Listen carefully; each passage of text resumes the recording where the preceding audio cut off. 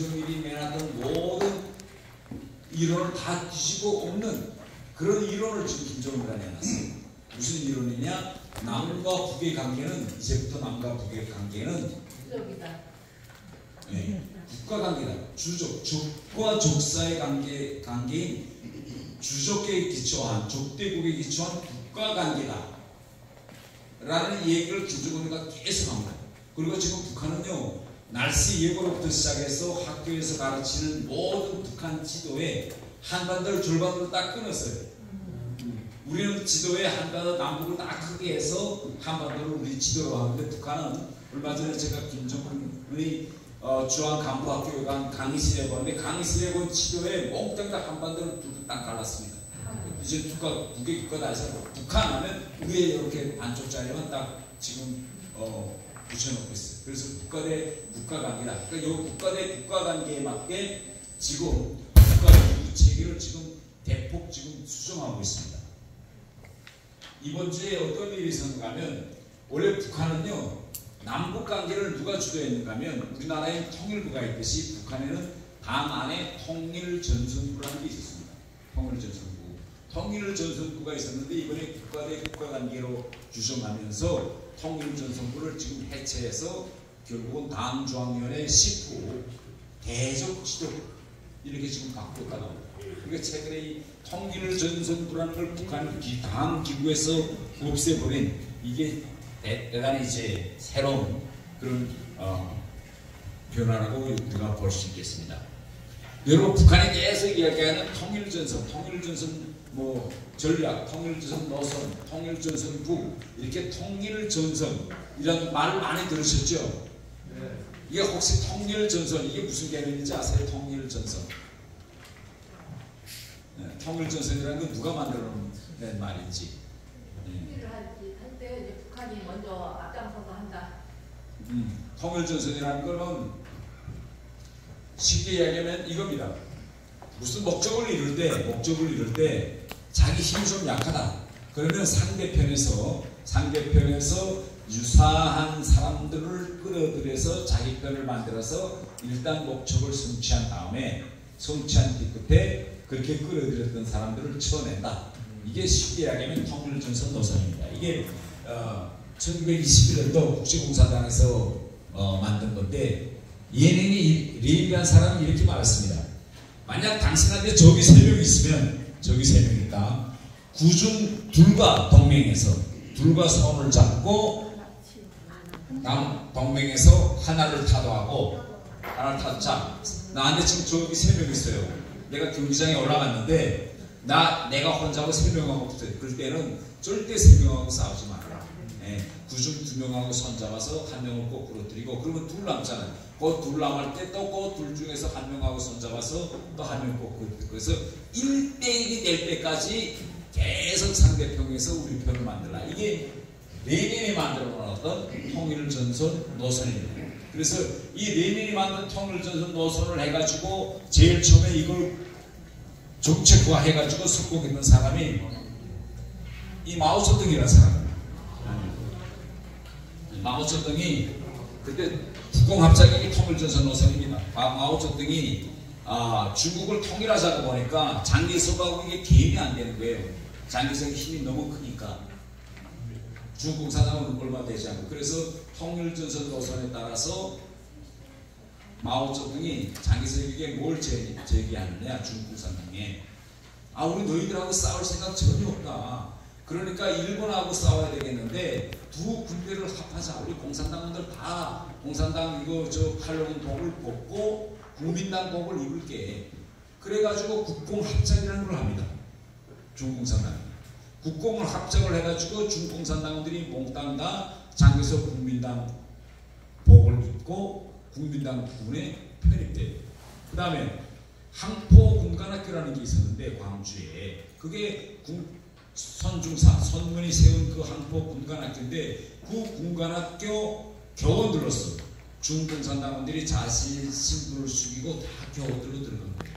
그러니까 학교는 국민당 사관학교인데 안에 들어가서 이렇게 모아놓고 문 닫아내고 강의하는 강사는 누구냐? 공산당원들이 들어가서 있어요. 그래서 국공합작 1차 국공합작을 해가지고 국민당 안에서 힘을 키워가지고 힘이 이제 됐다라고 할 때 1차 국공합작을 깨고 그래서 싸우다가 또 힘이 붙이다라면 또 2차 국공합작이고 그래서 단계석하고 선을 잡았다 놨다 선을 잡았다 놨다 하면서 결국은 마지막에는 중국을 통일했어요. 그래서 김일성이 바로 이 사진이 무슨 사진인지 아세요, 여러분? 이게 북한의 대표적인 통일전선 전략 중에 하나입니다. 이게 여러분 1948년도 4월달 평양에서 있었던 남북연석회의입니다. 남북연석회의. 우리나라에서도 상당히 조명한 인사들이 저기 다 갔어요. 다 가서 그때 남북 저기 이 깃발도 이렇게 태극기를 걸고 북한인데 깃발도 다 태극기를 걸고 태극기 밑에서 통일정부를 세우자. 그래가지고 남한에 있는 인사들을 다 초청해서 김일성이가 손을 잡고 그러면 그때는 저기 3명 있다면 2명과 손을 잡고 1명을 꺾어야 되잖아요. 그 1명은 누구였을까요? 김일성이 꺾으려고 했던 1명. 네, 맞습니다. 네. 그래서 이게 바로 1948년 이제 4월 남북연석 행입니다. 그래서 이걸 통일전선 전략을 지금까지 북한이 이걸 계속 유지해 왔는데 지금에 와서는 김정은이 이제는 이 통일전선 전략을 이제는 다 없앤다.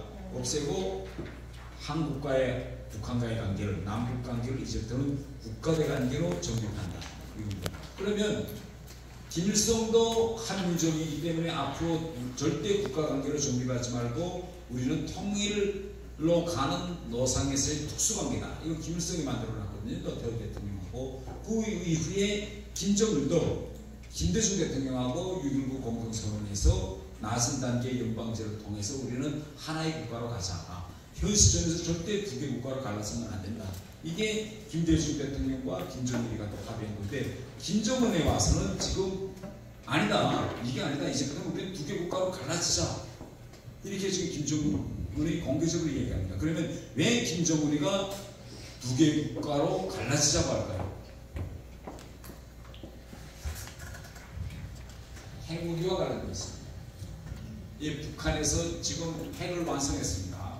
핵무기를 완성했는데 이 완성한 핵무기를 어떻게 쓸 거냐, 이 어떻게 쓰느냐를 가지고 북한 내부에서 법률적인 또 군사 전략적인 토론이 있었습니다.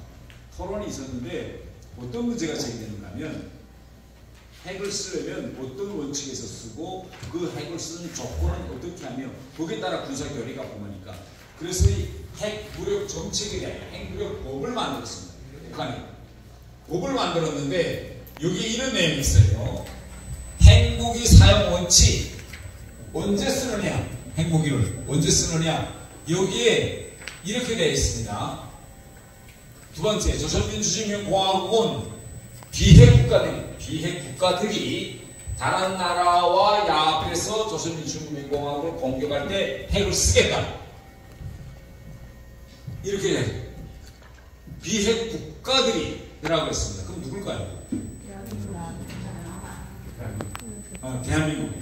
그럼 왜 비핵 국가라고 안 하고 비핵 국가들이라고 복수를 썼을까요? 비핵 국가들이 핵.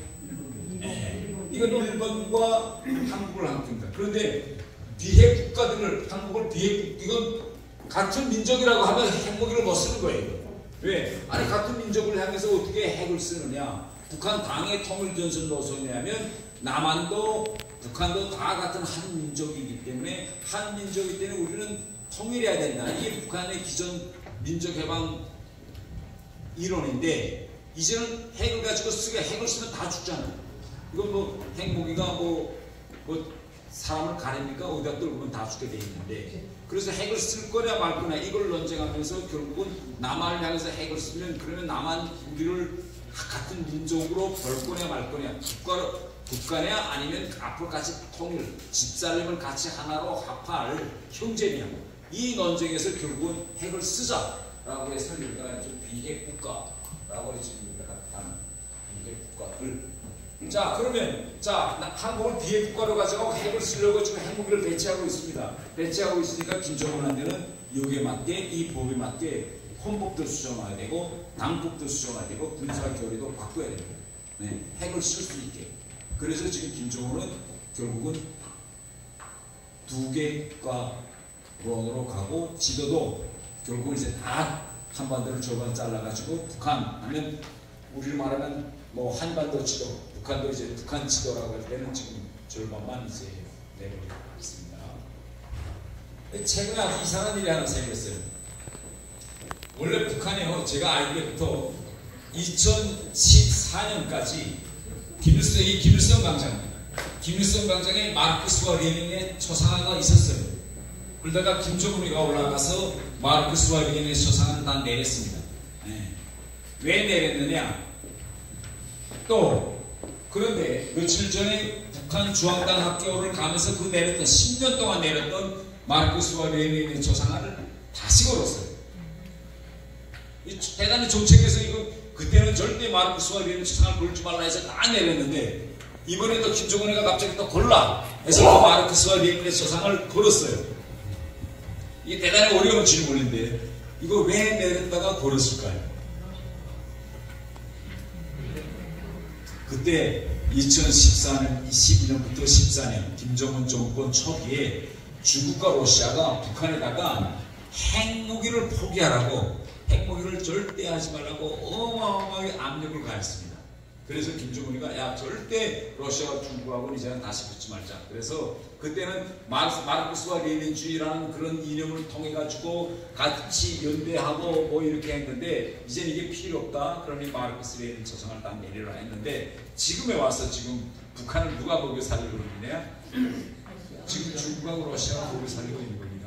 네, 북한 미사일, 포탄, 지금 우크라이나 전쟁을 위해서 지금 계속 그래서 지금 다시 이제 드러났습니다. 네. 마지막으로 시간이 다 갔기 때문에 이 이야기만 동영상 하나 보고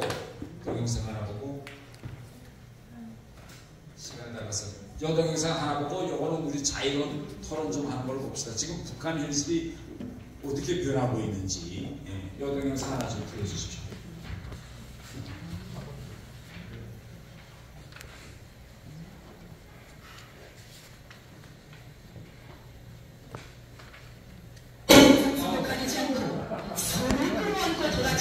신랑 신부의 모습들은 어떻게 돼서 숱한 사람들이 모여들고 지나다니며 또 지켜보는 대중 장소들에서 저렇듯 아무런 부끄러움이나 그런 정상 없이 노골적으로 추잡하게 돌아댈 수 있다는 겁니다. 이것은 명백히 우리의 아름답고